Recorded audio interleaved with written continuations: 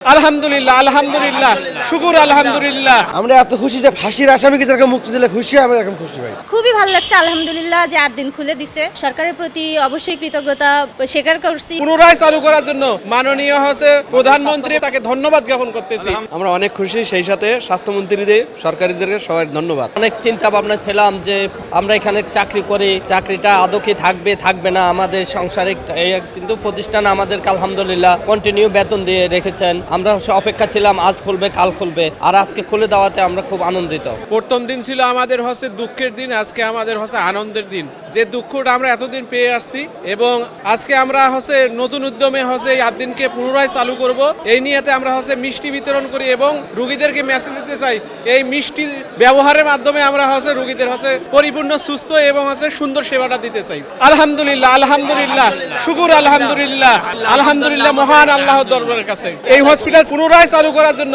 মাননীয় হচ্ছে প্রধানমন্ত্রী এবং স্বাস্থ্যমন্ত্রী দুইজনের দীর্ঘই কামনা করতেছি এবং পূর্ণ বিবেচনা করার জন্য তাকে ধন্যবাদ জ্ঞাপন করতেছি।